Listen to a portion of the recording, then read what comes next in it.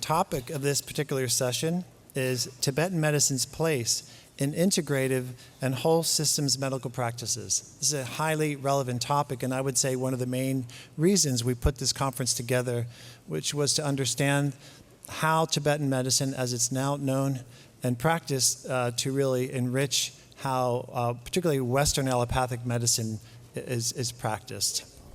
So our first speaker today is Dr. Lobsang Dhondup, and I am very fortunate to be able to call him a friend and a neighbor in San Diego, California. I first met Lobsang probably 5 or so years ago, and he was the one who introduced me to Tibetan medicine. And it was through him that I began to gain a deep appreciation of this system of medicine, and of which I've continued to learn. And I'm fortunate to be here today to introduce him. And he'll be speaking on the topic of functional Tibetan medicine for treating chronic diseases. Dr. Dhondup. I'm really appreciate to invite and humbled to speak. Wonderful school, and thank you for inviting me committee. So my topic is a functional Tibetan medicine treating chronic illness with a case study. I'm going to be talk 3 case studies: neurodegenerative Lou Gehrig's disease and autoimmune with MS, and also hormonal with infertility. 3 case studies I'm going to report. So before I go to the functional medicine, how we get the functional medicine, I like to go back to talk a little bit my integrative, first integrative. So I have a colleague, Dr. Cynthia. We've been, even before I speak English, we already integrated with translated Mongolian language. Somebody, anyway, they've been 18 years together. So I like to basic our research for myelin lipid to the molecular level to the try to clinical outcome study, and then we come reach to the functional medicine. I like to talk briefly like that. First, our research, integrated background. So when we were first introduced, Cindy was doing research at the nervous system at the University of Santa Barbara. At the time, she was focused on autoimmune disease and also neurological disorders. And in particularly, she was working with MS. And as well as comparing contrast with comparing contrast it with the other neurodegenerative disease, Parkinson's, Lou Gehrig disease, Cindy. So I had never met with MS before I met her. She arranged for me to see 3 people with a varying level of disability. One who was walking normally, one who was walking with a cane, and one who was in a wheelchair. Then I did my pulse readings, urine analysis, and intakes. I found common 3 similarity neurological with the kidney condition, and it's particularly from the urine sample. The urine sample was not conventional modern lab test. It's accordingly Tibetan urine test. We look at 9 different things from the urine, particularly the urine colors, sediment very thick, sometimes with a very small bubble would disappear quickly. I was thinking there's something wrong with the kidney, hidden heat. That was my diagnosis. And Cindy was interested because she was studying myelin lipid that was decreasing in normal apparent part of the brain. She tried to understand why it's enriched in the myelin, also in the kidney. So that's prompt to us want to continue to study ongoing understanding of myelin lipid from perspective of the Tibetan medicine. So we try to compare 3 kinds of lipids to 3 humor to see if we could relate to the microscope level theory, which we could using thermodynamic data I'm sorry. I'm not used to technology or public speaker. Apologize, please feel free. That's our collaboration. So, yeah, which we could use thermodynamic properties based on what we determine from the model lipid. So the model, which we determine from the model lipid. So lipid tends to be one curve with a solid. We assigned them as a bagging. And the second one is it's different curves with the kink and the movement we assigned as a long quality. Third one, last model is no curve and straight energetic we assigned as in the Tibet. And then when we look at the different, when we looked at a different brain lipid assigned as cholesterol as bagging, phospholipid is Tiva, sphingolipid is wind. Then, so sphingolipid or wind lipid is decreasing in normal part of the brain. The phospholipid is increase in the later on the damage. So that's where in the clinically the phospholipid Tiva lipid is increased. And the MS nature is when we clinically see it's autoimmune heart disorders. We see the clinically also similarity MS and during the MS during the age 25 to 55, most time MS relapsing remission. That stage most fire element dominated according to the Tibetan medicine. And the MS also, the fall season, for late summer and the fall's worst thing attacked heat and the handle. With Tibetan medicine, look at it, there's 10 criteria to determine, to diagnose and treatment. So and also age. According to the Tibetan medicine, there's 3 stages of the natural transition of the age from childhood to age 17 is water earth dominated, and from 16 to the 50s to 55 it's between fire element. Even though somebody has predisposed genetically MS, because the childhood water earth dominated, that's why doesn't come out symptoms. After 25 we studied until life is challenge compared with ourselves. It's also fire dominated. Also, disease is most inflammation study at that stage, not only MS, so most inflammation. And then after the 55, most MS study with chronic progress is degenerating. That moment is turning to the lung. So what we see later in damage, lung lipid is decreasing, Tiva is increased. That's we see in the clinically. And the way we try to do clinical outcome study with that level, but it's MS, it's not only just only lipid or single myelin sheath effect, it affects the whole person care. So then we're looking for more answer. We are so focused on the myelin sheath, the inflammation, the brain. Maybe we thought there may be possibly some Tibetan herbs, single herbs, precious pill, maybe help repair that's myelin sheath. But clinically more complicated. MS affect every level of the, every aspect of health, especially emotional, guts is a major thing, and also mood and so many things. And we found, instead we found this functional medicine, instead of thinking the brain inflammation, we go back to the guts. Guts, what drives inflammation first place? Diet, lifestyle, oxidative stress. And in Tibetan medicine, all the disease, I'm sorry, I think I just forget my slides. I'm not used to public talk, sorry. The function of Tibetan medicine, both see root cause and they're all connected, especially in healing begin the guts. It's helped me functional, bringing back to the Tibetan medicine. All Tibetan medicine, all chronic study from guts. The guts is land of the soil. If your guts are good and then health is good. So all the inflammation started from there. So there's two major inflammation drive through the pre-digestion, post-digestion Tibetan medicine. Post-digestion is whole vascular system. It's not only cardiovascular, general vascular drive inflammation from the fire and the blood.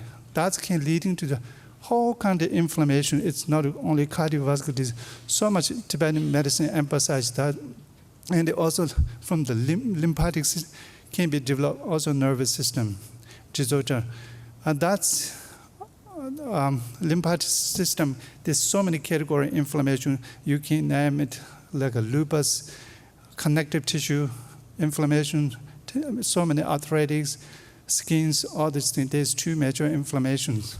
So there's two trees. The one's Tibetan ancient tree. There's three root, 9 trunk, 47 branches, 224 leaves, 2 fruit. That shows whole completed 400 Tibetan medical system. The next, the tree is a new tree. Last 3 years ago, built it, functional medicine tree. The above is the organ system. That's mostly modern, conventional medical model. It's an organ system base. And the trunk, a root, and the functional medicine tree base. Look at functional medicine more like antecedents, mediator, trigger, imitator. Antecedent, look at more genetic, perfect Tibetan medicine. The first thing in the patient comes, we asking history, their family. Always look at how you build up your body, how psychological, who you are, all this in Tibetan medicine does. And the trigger event. Antecedent only not genetic, also when you childhood, how you grow up with a family, abusive, or grow up with any toxic environment. There's later on so many disease develops. And then we look at this. Sometimes the functional medicine root integrated with the organ system. Sometimes if people need antibiotic or surgery, they tox the organ system. Both the 6 system of the functional medicine, and their sign and symptom, and they treat it. So both the functional Tibetan, both see the chronic illness, Tibetan medicine balance, diet, lifestyle, emotional, environment, includes seasons. Functional medicine imbalance studies sleep, relaxation, exercise, and movement, hydration, nutritional stress, resilience, relaxation, network, trauma, microorganism. Microorganism Tibetan medicine is also huge things. The 84,000 microorganisms from the study from the guts, digestion, 3 different kinds of digestion microorganisms. That's how you build up childhood in Tibetan medicine. What I was talking about the water, earth element stage, that stage in Tibetan medicine, and the foundation of the all health. At the time you build the brain is almost earth, solid, and the liquid. Those 2 structure dominated, and also your guts from the salivation to the whole part digestion, everything, mucous membrane, and all the mucous. Microflora, digestion, all these characters of the phlegm. If you build the character that stage, and later on, lots of people even look like they didn't develop correctly the brain later on. There's so much winter condition, emotion condition. Even teenagers can look at it. They didn't enough those back in water, earth element not correctly developed. That's why later on, so many autoimmune disease, functional medicine based on, but it's back to Tibetan medicine. That's the most source of every health. And then at the time, didn't develop to look at many disease, inflammation disease, or all kind of disorders started from age between 30 to 50. And after this, the most, like MS, lots of people, the myelin is like almost 30% fat and 70% fat, 30% protein. Those are Tibetan medicine. It's brain is solid bagging. So when after 50 bagging is depleted and transition to water earth element depleted, is go to fire to the wind element. It's natural. Even the MS treating, we always think that not maybe MS, many diagnostic, according to Tibetan medicine, when during the relapsing and remission and the chronic progress, the Tibetan medicine most beneficial for me when relapsing. It's sometimes need to take steroids, cortisone immediately. How is it damage immediately your bubbles, optic neurons, all these things, and then you need immediate care. But during the remission, Tibetan medicine help to rejuvenation and build the nervous system. It's very beneficial. And there are a few case studies I'm going to be later. Individualized is very important. That's I'm talking even MS, how affect each people different. Even man or woman is different, very differently. Woman again is more predominant adrenal, the kidney more related, and man is more liver. And man won't get MS is very progressive, quick, and treatment accordingly with Tibetan medicine, age, a gentle constitution, daytime, seasons, functional medicine individually sign the symptoms accordingly. Seven system imbalance. It's not a disease sign, system imbalance, and accordingly, and the epigenetic. They look at genetic microbiome, huge thing microbiome, functional medicine right now, and the epigenetics, really epigenetic is it's benefit for me too. When I check my glutathione, I don't have a glutathione metabolism. So that's the end of the day, maybe I'm like a drunk guy talking after that. Anyway, I took supplement, it's benefits to me. So those kind of things, look at genetic, how it's helped Tibetan medicine. We talk so much constitutional, okay, predisposed genetically, this function in Tibetan medicine integrate. And then functional lab tests, there's individual lab tests, there are many different lab tests to make you individualize. God's source of all chronic disease, God's the soil of the land in Tibetan medicine, that's the key. I'm sorry, I want to first. That God is from free digestion to the post-digestion, or the leaky gut symptom, healthy guts, and the leaky as in downstairs on leaky guts. The Tibetan medicine, there's two major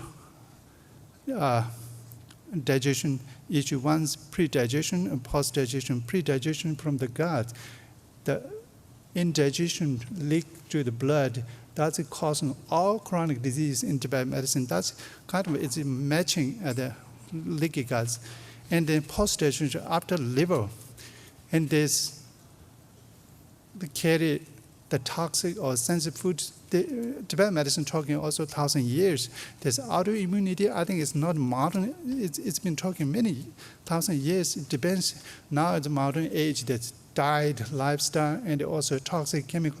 That's making more prevalent. Otherwise, Tibetan medicine has the autoimmune. They mentioned always food sensitivity, allergy, and also the inflammation drives many different kind of disease, even in cardiovascular system, all kind of the leaky gut. I'm going to case study. I want that fast. And the leaky guts, how much does Cindy going to talk more later. Genetics, Cindy going to talk. The nutritional Tibetan medicine, the preventive, there's Ayurvedic Tibetan medicine, there's a constitutional diet, and then since I came to the United States, I developed the therapeutic clinically. Clinically, Tibetan medicine look at the 6 system, always look at the wind by flame, and the vascular, lymphatic system, either microorganism, or those 6 systems is a pathology, Tibetan, any disease, doesn't matter. If you have a neurological disease or cancer, we look at those 6 system combination or single. Accordingly, I developed this diet. This case study, Busby, he came to see me 2004. He was one of the neurologists I know. He referred to me, and he was diagnosed with Lou Gehrig disease or ALS. Symptoms.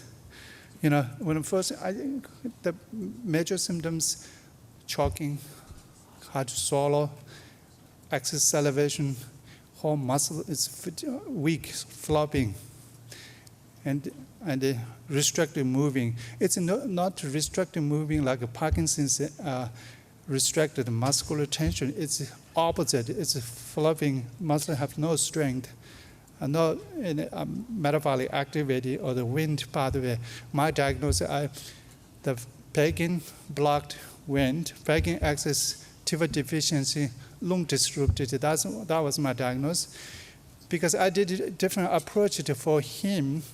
I had a few Lou Gehrig patients I treated before him.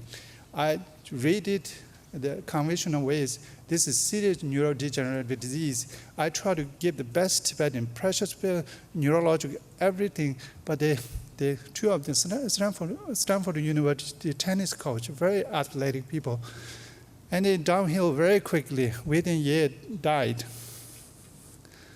And then when he came to, I didn't look at it, I don't care the name of the disease label. I just focus on his constitution, his access begging, his cholesterol high, cardiometabolic symptom, his with Tibetan medicine called mokpo, and the liver, post-digestion, and the access, everything. And weight, pretty thick. Anyway, I tried it for 6 months, everything to stimulation, TIVA, digestion, metabolism, detoxification, all the herbs, you look at it later. And 6 months later, he's saying, it's not benefit, Lobsang. And he tried to change that. I see, he said, no change. I saw he has changed, movement different. First he come, I need to hold his chair, his movement better, his exercise much better, his energy look better, pulse different internally. And I said, okay, wait, I have something for you. And then I gave you Rinchen Ranasambe. And immediately release his, peripheral nerve restricted. And 6 months later, he was walking, he's doing everything. A year later, completely walking. Now 14 years with me. I'm a patient with Lobsangs. I was living at the time in Texas, and I began falling down, and I then went to my mother's funeral in Florida, and all my children observed me and said, you must have a stroke. And my son, who's a internal medicine guy, said, hey, you need to get to a doctor and get worked up. And so as a result, I was diagnosed in Texas and then re-diagnosed here in California. He was offering only one choice of a pill that would extend my life for 3 months and at an exorbitant cost, and I chose not to seek that option, but to look for alternative treatments that might give me some comfort. I eventually found my way on the referral of my neurologist to Lobsang. Since moving back from Texas, I had begun to be more pronounced in my slur and my swallowing. I had a pain in my back that was pretty pronounced, and I had peripheral neuropathy in my hands and feet. He began giving me herbs, and after about 6 months, I said, hey, this doesn't seem to be making much impact on me. And he said, well, I'll try something different. And that was the precious pill at that point, and I began those, and that's where my changes from probably 6 months to a year, all the symptoms dissipated. But I basically now walk the dog, I putter around the yard. Yes, Lobsang is my main man.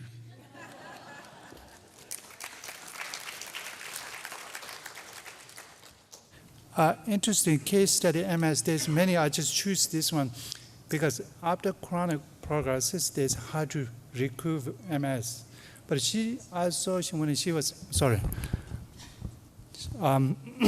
2003 or 2, And only she came to see me 2 times. She can't give up the diet, all this thing changed. She was so exhausted. And she came back to see me 2011, and she was really exhausted, fatigue, and balance, wobbling, speaking, body movement.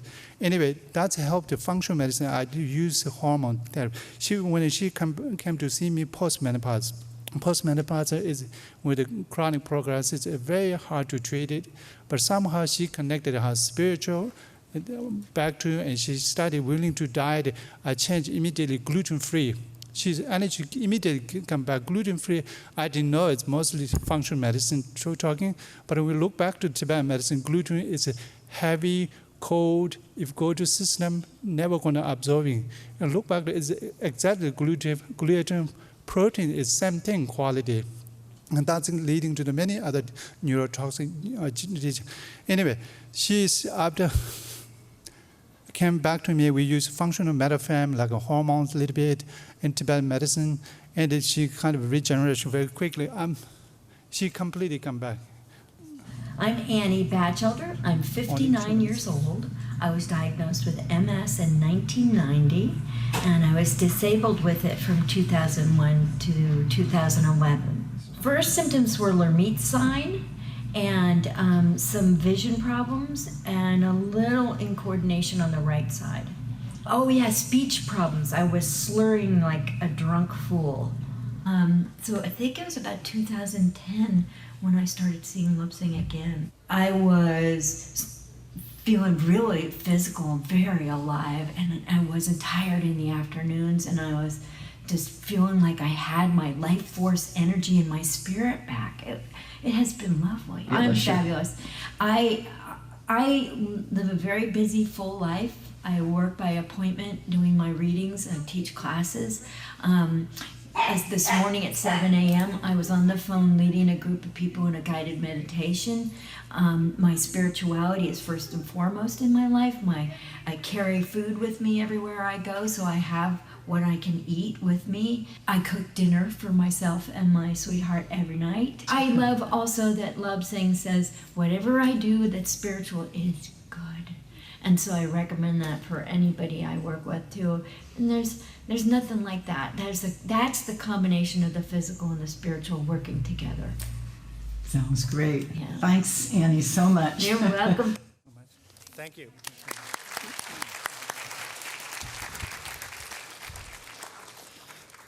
Thank you, Dr. Lobsang. This work of clinical trials is really so vital and important, and it's often the foundation for driving future research directions and often for the development of new methodologies. And I would say Dr. Lobsang has a thriving medical practice in the San Diego region because of the type of work and the type of results he's getting with his patients. So we're very grateful for your work and for you being here and sharing it with us. Our next speaker is Dr. Cynthia Husted, who I had never met, but I felt that I knew because we had many correspondences regarding moving forward some research on traditional Tibetan medicine, specifically in the world of multiple sclerosis. So she'll be sharing with us her work on functional Tibetan medicine as synergy for optimizing clinical outcomes. Thank you.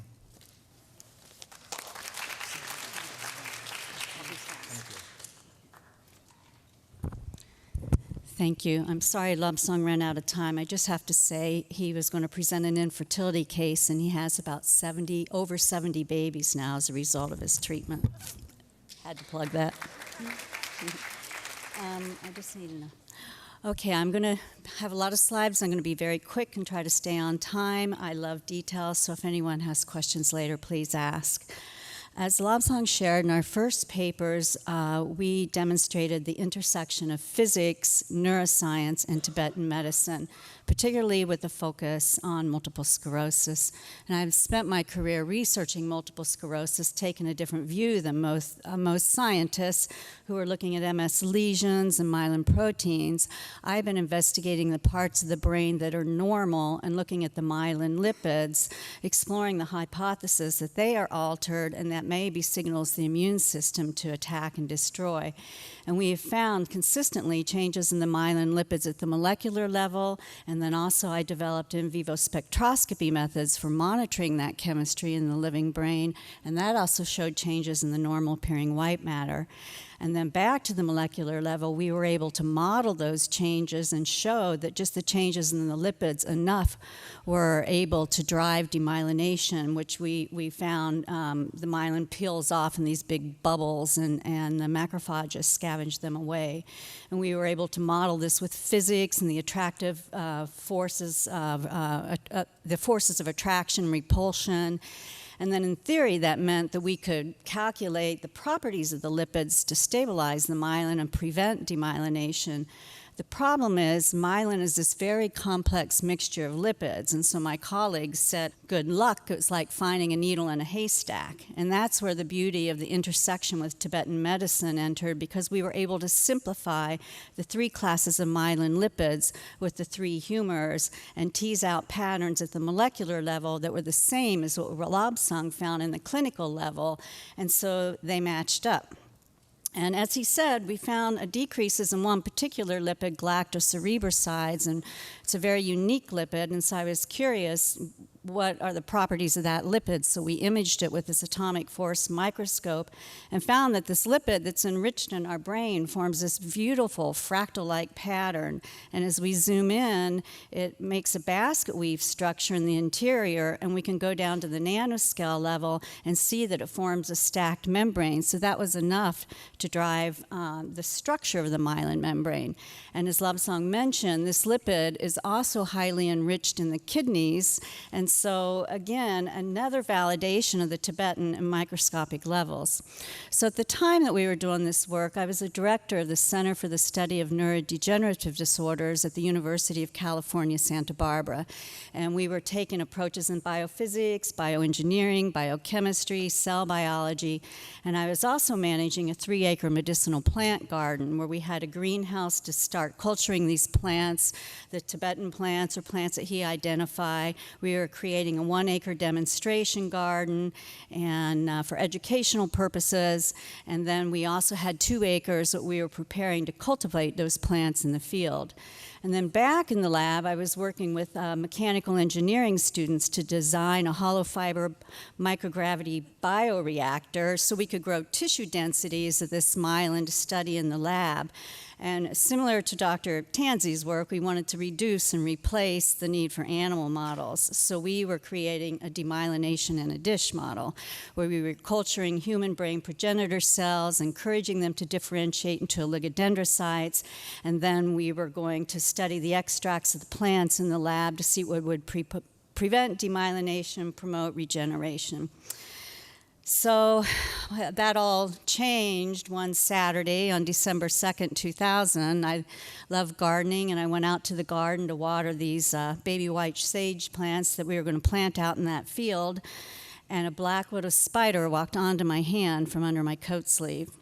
And I wasn't a very good biologist. I broke out in a cold sweat and flicked it off my hand. I didn't feel anything and didn't think I'd been bitten, but I later learned they anesthetize when they bite, and they made just a little tiny dot. It bit me over the bone, which partially contributed to saving my life because my symptoms came on very slowly. So a few days later, I awoke and I had this very painful tight band around my elbow, and I called poison control, and it says, sound like you were bitten by a black widow, go see your doctor, which I did. She did an x-ray to rule out bursitis and sent me home with some very potent muscle relaxants and pain pills. And it was like pain I'd never known, because it causes your calcium channels to be open, and it's just excruciating.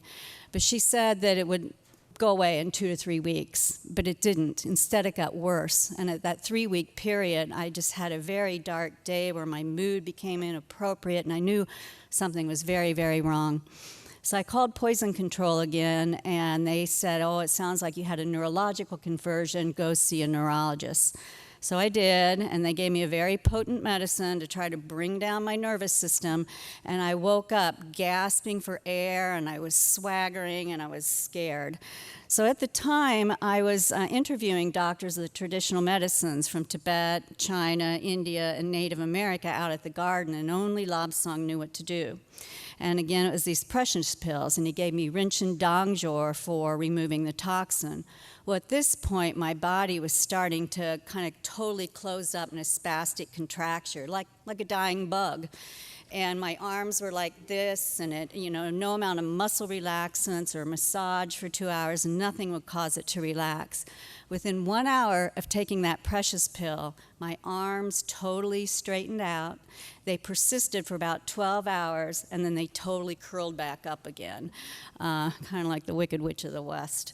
And I took 3 rounds of those pills every other day, but by then my stomach was paralyzed, my gut was paralyzed, I'd shrunk to 80 pounds, I was skeletal and dying. And so I was hospitalized for symptomatic treatment. They put in a PICC line. I was in the hospital for 10 days. Lobsang said, go have their treatment, and we'll resume when you get out of the hospital. Unfortunately, I had ischemic strokes that were missed. We figured that out later. I couldn't add numbers in my head. I lost my short and long-term memory. It was just a huge trickle-down effect. But this was the beginning of learning about the Tibetan precious pills firsthand and this elaborate knowledge in their medical system. I did develop very primitive brainstem symptoms with the opisthatonis and rhizus sardonicus, and it was thought that tetanus rode in on the fangs of the spider, and I nearly died. And I couldn't understand why my stomach was paralyzed. And this was my first introduction. This book had just come out in 1999, and it was in 2000 when I got the bite about the second brain and the role of the gut and the gut-brain connection. So once I got out of the hospital then, I went through many, many iterations of the Tibetan precious pills, the Rinchen Ratnasampo, Rinchen Jumar, Rinchen Mutug. Ironically, once I was well enough to talk, I showed Lobsang this box that I got in 1988 when I was in Dharamsala, and he said, "Ha, you had the medicine you needed all along." It was a Rinchen Dongjor. So about 2 years into this experience, I was still having a lot of neurological symptoms, and I lost my depth perception and fell and extensively herniated my neck. And 2 surgeons recommended that I remove 4 of my cervical discs, replace them with cadaver bone, and put a big titanium cage in there. At that point, I couldn't hold up my neck. I was wearing a neck brace. I couldn't carry anything. I was in excruciating pain again, and so I agreed to the procedure. But they said we can only remove 2 discs at once, and so we have to do this pre-op procedure that was invasive. And when they did that, the next day I got out of bed, my legs buckled, I couldn't walk. They said, "You're not a candidate for surgery," and I was back in bed for another 15 months. And again, my neck's fine, I'm ocean kayaking now, and it was Rinchen Jumar, Rinchen Mutug, acupuncture, anti-inflammatory nutrition, massage, traction, heat, strengthening exercises, Rolfing, the Kansawan. So through this whole journey then, I was also, it was a long recovery. I was essentially home for 10 years. And I went through many iterations of the Tibetan medicine. I came home with a gift from the hospital of a sinus infection. So I took medicines for that. I ended up breaking out in shingles. I had hormonal imbalance. I kept having other infections. So we rotated me through many of the Tibetan medicines for that. But the black widow toxin is a very potent neuroexcitatory toxin. I would sometimes be awake for 3 days straight. It was excruciating. And the pain. So I was also kind of a Western experiment in rotating through drugs for pain and downers, and then bring me down too much, and they give me uppers. And that's when, in 2007, I stumbled across Mark Hyman's book, The Ultramind Solution. And that is the beginning of really turning me around. And then when I shared this with Lobsang, he said, well, this is systems biology medicine. This is like Tibetan medicine. So eventually, he and I went back to school and did the board's training for 3 years. And during that whole 3 years, he's whispering in my ears the Tibetan counterparts, and I'm teaching him the biochemistry, and we learn the value and the power of integrating the two. So as he showed, it has a tree for its allegory also, and that in our current Western system, you have signs and symptoms, you go to the doctor, you have an organ system diagnosis and are given a treatment, whereas functional medicine seeks to get to the root cause of the illness, similar to Tibetan medicine. And those, I don't know if you can read those on the bottom there, he read them out to you there, but the environmental toxins and nutrients and hydration and all that. So this is what we call the functional medicine matrix. So rather than the body being divided into these organ systems, there are 7 functional systems that all interact, and healing begins in the gut. So the first functional system, the primary one, is your assimilation or your gut, where 80% of our immunity begins, 95% of the neurotransmitter serotonin is made there, so we now know with all mood disorders there's a gut-brain connection. The other functional system is our immunity, and then our energy, which is cellular energy and how we make ATP, and then our detoxification abilities, which is our liver, but also our kidneys and our lung and our skin, but I look especially at the liver. Our transport, the cardiovascular and lymph system, communications, our hormones and neurotransmitters and how they crosstalk and they connect, and then our structure from micro to macro, which is what Lobsang and I had looked at in our first, integrative work. So then, as I found functional medicine, I started working with Dr. Amy Banter, who's here in the audience and has also presented on Tibetan medicine in previous meetings. And the first thing we did is some food sensitivity testing. And I was highly reactive to dairy, which I was eating. So I stopped the dairy, and almost immediately, these sinus infections that I'd had for 7.5 years went away. And I was doing like nasal steroids, and my lungs got so congested that a doctor called me once and told me he thought I had lung cancer. I'm like, I don't have lung cancer. I was reacting to dairy. And at that point, I was so fatigued, I was just bedridden and flat out in bed, and I found out I was in total adrenal exhaustion. So I took a prescription of bioidentical hydrocortisone, and almost immediately my energy rebounded. I was just depleted. Then I found out that my urea cycle was not working well, and I had a detoxification impairment, and I was building amino acids in my blood. And this is about 7, 8, 9 years into this journey, I started going back into these wasting syndromes where I'd eat thousands of calories and I'd shrink. I was going back down to like 80 pounds, and I was hot and burning, but I was eating the wrong food. In the Tibetan theory, it said I should be eating meat, and he was trying to get me to eat lamb and all that. I could not metabolize it. And what was interesting at this point in my journey, when I was so ill again and kind of getting close to death again, my dream world opened. And I shot up in bed one night with this directive: be vegan, take B vitamins, eat rice. And I shared it with Lobsang, and he said, oh, we've got a whole chapter on dreams in the Tibetan medical tradition. And so I started learning how to nurture that, and the rest of my journey became that way, where first it was through the dreams or visions in my meditation that would give me the information I needed, and then I would validate it with the functional labs, turn myself around. I also found out I had energy impairment. My mitochondria weren't working well. And I supplemented that with CoQ10 and B vitamins and magnesium, manganese, and that helped bring up my energy. I had genetic vascular inflammation I brought down. I was deficient in nutrients, and my neurotransmitters were off. I was low in GABA and high in norepinephrine, so the GABA is calming, the norepinephrine is stimulating, so it was a double whammy, so no wonder I was staying up for 3 nights. But what really turned me around is I found out I was totally missing a gene for glutathione. And once I figured that out and took the glutathione, after 2 days, it felt like this energetic faucet opened in my liver, and this black tarry sludge drained out of me for about a week. And just like that, all my symptoms went away.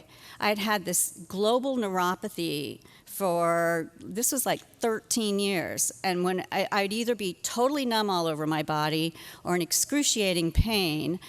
Once I cleared my liver, the neuropathy went away, and I started seeing the body through the systems biology lens. And this is just to show you how that works. There are 2 phases in the liver, and the glutathione works in phase 2. And if phase 2 isn't working, you build up these reactive intermediates, and that perpetuates disease. So this really caused me to rethink disease, and that chronic disease results from the emergence of a disturbed metabolism. Our environment affects our genes, our genetic expression affects our health, Our DNA is not our destiny. And we now even know that our intentions and our beliefs can affect that epigenetic expression.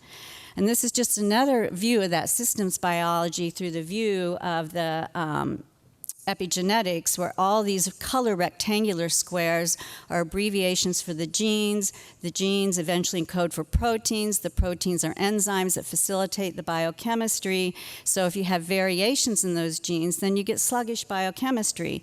And it's showing how they all interact. On the far left is this Krebs cycle, how you make energy. That feeds into your urea cycle and how you detox. That feeds into your neurotransmitter cycle, which feeds into how you make your B vitamins, and then into your cardiovascular system and your DNA repair, and then down there is glutathione. And look in that bottom right corner, cortisol. All we have to do is be stressed, and you can turn all those genes on. And as Lobsang said, healing begins in the gut, and the Tibetan traditions have an idea of this leaky gut, and there are functional tests now where we can monitor the gut.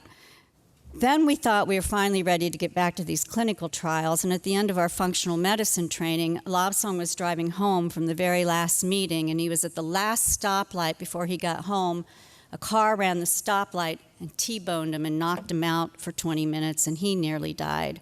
And his car was on fire, and he had to be pulled out of the car, and suddenly we changed roles. I became the doctor, he became the patient. And I had been trying to push, get back to work, and every time I did, I would have these setbacks like herniating my neck. So I became very protective of him and helped him heal while I started seeing clients in the clinic. And I've seen time and again the power of this approach. Though I'm mainly consulting in functional medicine, I'm using the Tibetan theories to personalize it. So we've seen time and again the profound benefit of integrating these two approaches. And as you can see, I've got a lot of data here. But our work in progress now is that we're starting to integrate all of this data, and the microbiome data and the epigenetic data and all this functional lab data, and then try to personalize it and simplify it, similar to how we did with the lipid data on the autopsy brain tissue for multiple sclerosis. But in general, we need to rethink cause and effect. What do you need to get? Nutrient-dense foods, supplemental nutrients, good bacteria, support systems, water, sleep, exercise. What do you need to get rid of? Pro-inflammatory foods, toxins, pathogens, toxic relationships. What are your epigenetic and biochemical weaknesses that can be triggered on? What is the status of your microbiome? How is your stress control? And what I've learned from Lobsang is that sequence and dosing are key. Like when I first took those precious pills, I was so invigorated the day after I wanted more. And he's like, no, it can cause harm. And as we found with people with the MS and ALS and myself, the precious pills help, but your body has to be prepared first before you can receive this powerful medicine. There's minerals in them, and the minerals can cross over into the cells, across the cell membrane, and it could affect cellular hydration or dehydration in a very harmful way. And so then our next work is how to personalize big data with Tibetan medical theories. And just very briefly, when I was in the hospital, I did have a near-death experience, and it took me 7.5 years to even acknowledge that. And once I realized what had happened, I shared it with Lobsang, and he said, oh, you died and came back. And it took me quite a while to reintegrate back into my body, but again, that's where I feel there's a gift that Tibetan medicine has to offer to the West through what they've learned on the teachings of the Tibetan Book of the Dead. That helped me, from someone who nearly died, to assimilate back into my life. And as Lobsang says, your body is your horse. If you want to cross the mountain of enlightenment, you need a good horse. I'd like to thank Mr. Michael Tobes. He is a very gifted and insightful and forward-thinking gentleman in Santa Barbara who gave me an unrestricted 5-year gift that permitted Lobsang and me to do this kind of out-of-the-box thinking. Sadly, he passed this year. Also, Ann Haggerty, who is a librarian who supported our work, providing a lot of the resources that we need. I'd also like to thank Lobsang for being such a wonderful colleague and friend and saving my life, and Dr. Amy Banter for also being a great colleague and saving my life, and she's my sister. And I'd like to thank the Institute for Functional Medicine because they're very generous in sharing their information. If this is of interest to any of you here, go to the Functional Medicine website, functionalmedicine.org or ifm.org, and become a member. They have a toolkit in there with tons of materials that can help you integrate this into your own life. And I also like to thank my family for hanging in there with me through this whole procedure, but also coming on board. It's hard to make these changes, and all that change comes at home, and they're all on board with me. I've got epigenetics on about 12 of us, and they're all on the elimination diet with me. Thank you.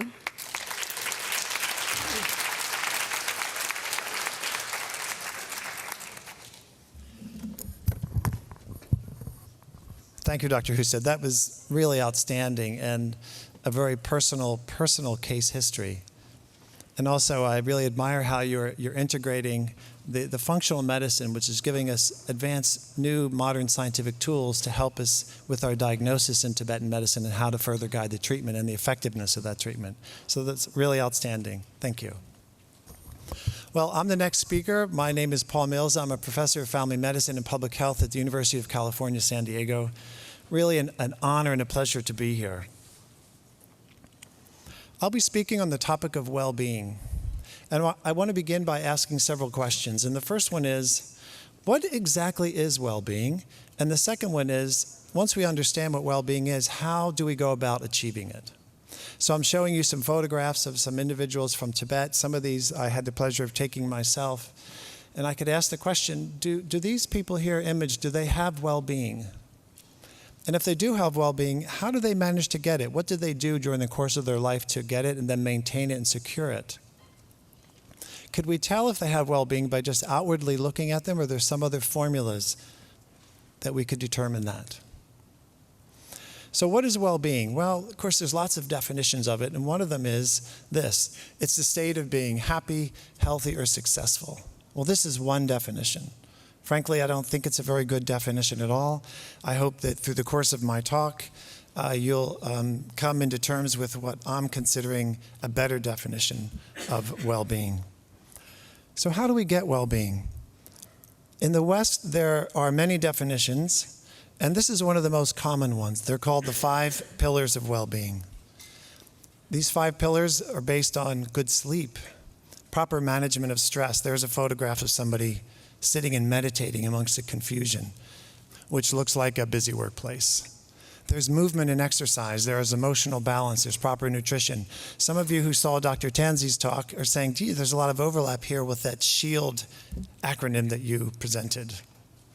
So the 5 pillars of well-being. Here's another system. This is the Gallup Healthways system called building blocks. Now there's some overlap with the prior one in that there's the importance of physical activity, but there are others too. This particular system of creating well-being emphasizes having purpose in life. It also emphasizing having a good social structure. It emphasizes a reasonable financial health to support your well-being. It also emphasizes the importance of community, social support, having a safe community to reside in. So these are a couple of different models of well-being and how we achieve it. How do these concepts of well-being compare to concepts of well-being in traditional systems such as Tibetan medicine?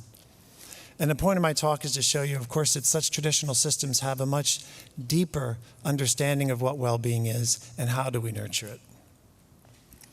And it's not only traditional Tibetan medicine, systems such as Chinese medicine, Ayurvedic medicine, which I'm most familiar with, and also Native American medicine.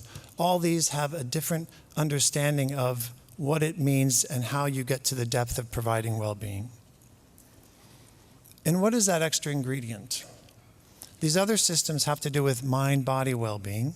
These traditional systems provide the element and the importance of the spirit or the spiritual aspect of well-being, to cultivate that part of the human being, which is part of of course, our inheritance, and then they teach us how to cultivate it.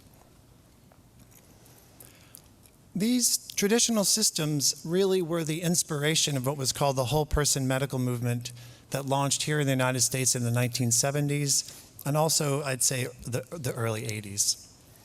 This movement really sought to emulate the value and the approach of traditional systems of medicine in the East with our medical system here in the West.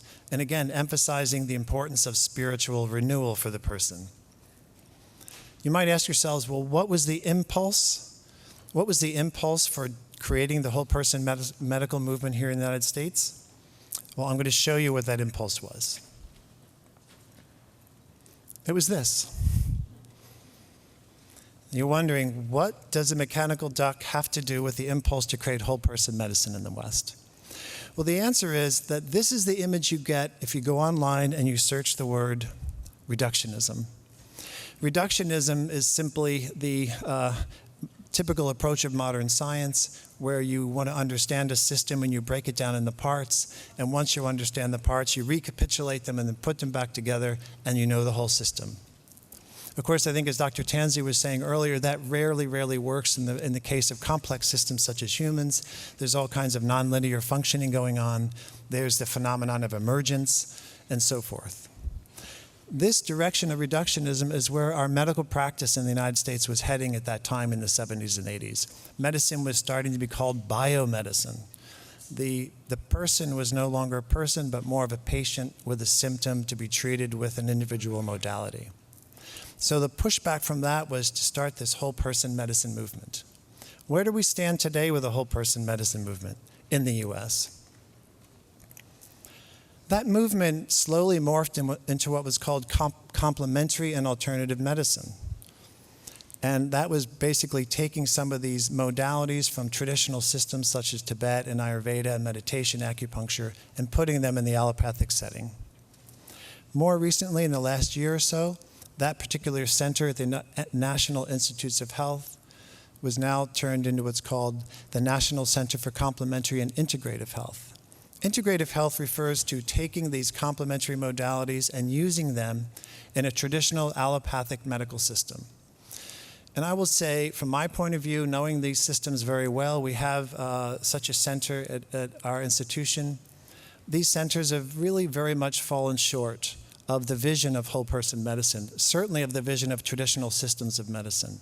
I would even go as far as to say, sadly, that the integrative health movement in many ways has co-opted the vision of whole person medicine. We're not there. There's a lot we need to do, and the efforts such as this conference is to help get us there.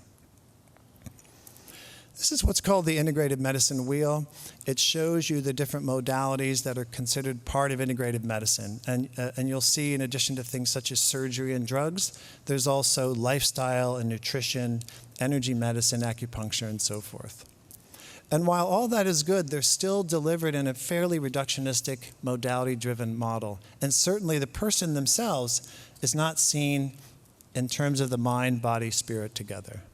There's an entire consortium in the United States called the Academic Consortium for Integrative Medicine, which is helping to develop and oversee the movement and development of integrative medicine. And if you look through their website, you won't see this concept of well-being as far as the mind, the body, and the spiritual nature, we could say, of the person. It's still very much limited to a mind and a body, and that's what's seen and that's what's treated. So we need more inspiration from systems such as Tibetan medicine to advance integrative medicine in the West, and that's what we're trying to do at our center at the University of California, San Diego. Now, there is something in biomedicine called personalized medicine, which in some way is trying to emulate traditional systems. Personalized medicine is the tailoring of medical treatment to the individual characteristics of each patient. Now, this is considered an advancement here, but obviously, this is what traditional systems have been doing all along. We're catching up in that way, but still it's a very reductionistic approach, as is what's now called precision medicine. Yes, many advances and potential for treatment and healing, but it's still going down to this reductionistic model. So with that as a background, I want to share with you a research study that we've recently completed and we're in the midst of publishing on, called the Self-Directed Biological Transformation Initiative. It's a great title, SBTI for short. And this is a research study on the Ayurvedic medical system, which, as I said, is the one I'm most familiar with.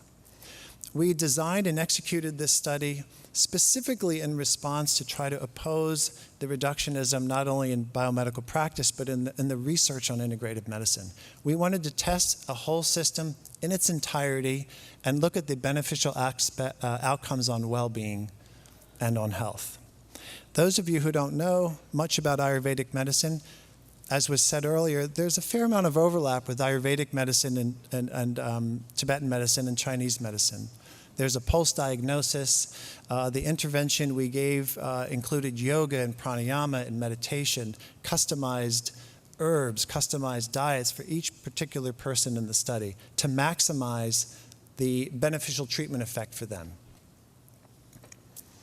This study I'm sharing with you was a traditional randomized controlled trial. We took a group of individuals and we randomized them either to this Ayurvedic medicine condition or to what we called a control condition, and we followed them from some time and then had outcomes, which were over a month later in time.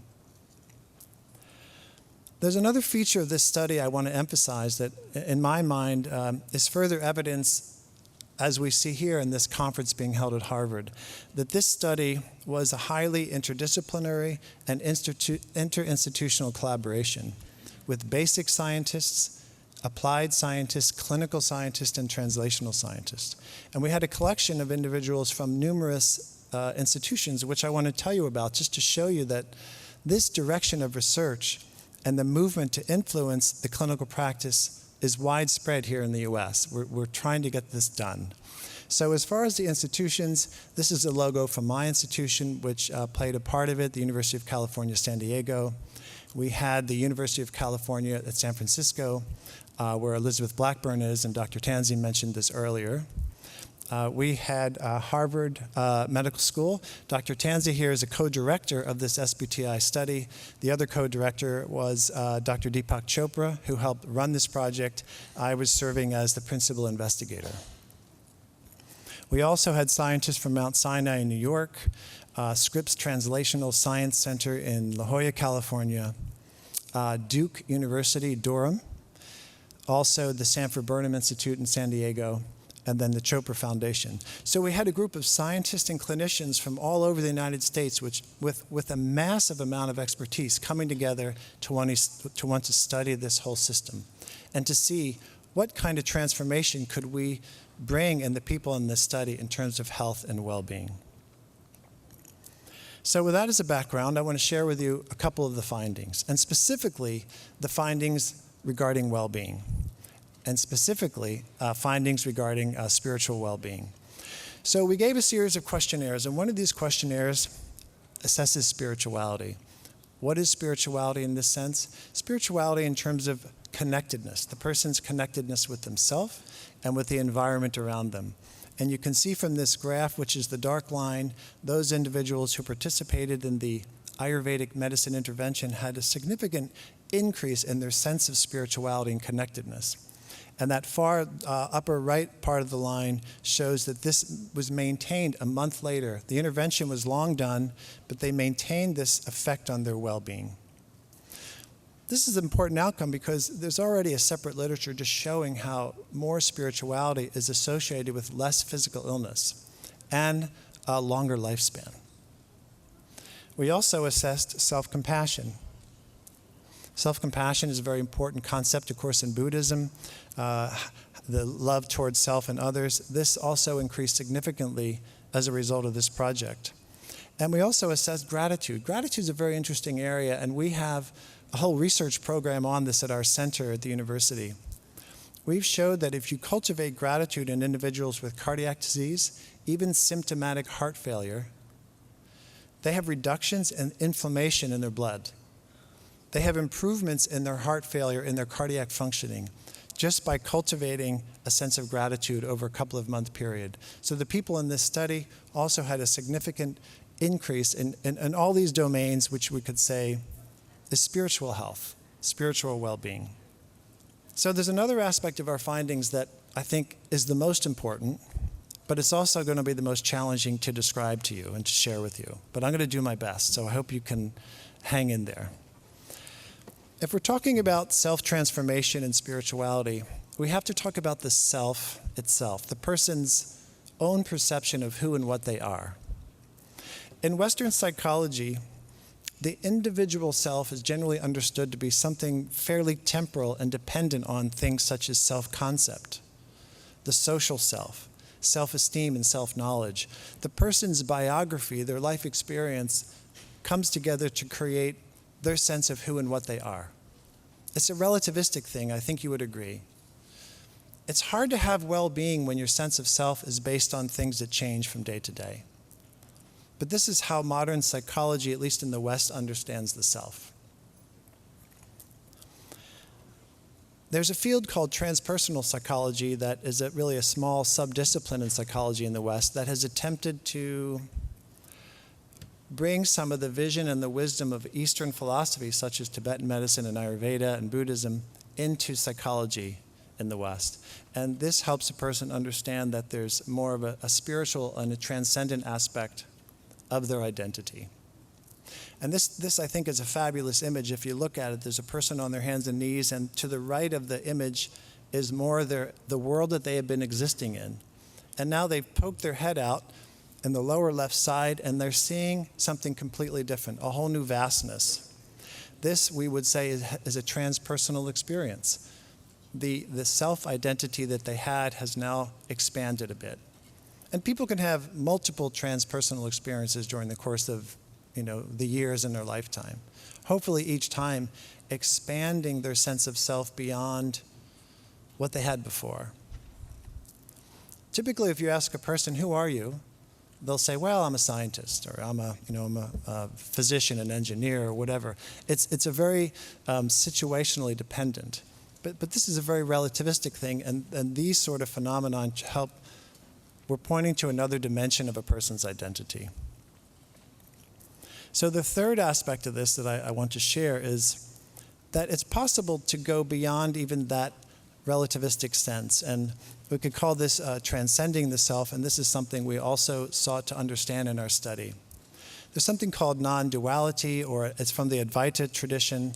It's a Vedantic insight into the transformation of a person's self from more of a limited individual perception of self associated with the mind and the body, and transcending that to a broader sense of self that's much more inclusive and universal. So we assess this in the study. A very important feature of non-duality is really the experience of non-separation, the ongoing experience and knowingness of the oneness of all things.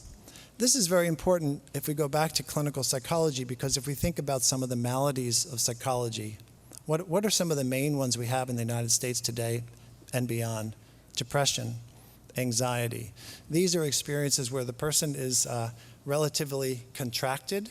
They feel themselves separate from the world around them, family, friends, etc. Moving a person's sense of self towards this domain overcomes these limitations and really can serve as the foundation of a true well-being, based on knowing oneself to be beyond just the limitations of separation and have more of a continuity of oneself. So this is a hard thing to describe in just a few minutes, but I did my best. And now I want to share with you some data we also obtained in this study on this. So there's actually a standardized questionnaire that tries to get at this sense of non-dual awareness. It's called the Non-Dual Embodiment Thematic Inventory, another great title. It was developed up at the California Institute of Integral Studies. And we gave this to the people in our Ayurvedic intervention. And what did we find? Well, we found that they had a significant change in their sense of self. So that blue line is from the individuals who participated in the study. And you could see that they had a significant change in their sense of self.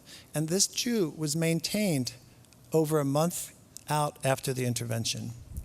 And if I look through some of the answers in these questionnaires, and people started to just feel not so much connected just within their own little world, but they felt more part of the environment, nature around them, other people. They saw themselves in other people. They saw and felt themselves to be more part of the universe itself, rather than just their mind and body. So to me, this is really beginning to cultivate a true sense of well-being. I also briefly want to note that in addition to these domains of well-being and the spiritual, also very much looking at physical and health well-being. Dr. Tanzi showed this. This is a paper we published in Scientific Reports. And we also looked at different non-targeted metabolomic profiles in the people in the study and found very significant and interesting studies relevant to primarily lipid metabolism health. I also want to note that this paper was cited. It was within the top 100 read papers last year when it was published for this journal. This journal, Scientific Reports, publishes thousands of papers a year, and this was within the top 100 read. It was actually the top 20th, which is even better. So the point of this is further evidence that studying whole systems is very, very interesting to people, and scientists are wanting to move more and more in this direction. And we're also looking at different gene expressions in response to these programs and demonstrating very significant and relevant changes to health and well-being. Well, with that said, I'm going to close, and what that says is, under that image is the foundation of true well-being. And I want to argue that we continue to take our inspiration from traditional systems by always incorporating the concepts of the spiritual self and the person, that we take these concepts and we begin to apply them better to how medicine's practiced in the West. And that would be a true transformation of what we call integrative medicine in the West, and would help bring us back to the original vision of whole person medicine. And this will be true healing and health and well-being. So thank you.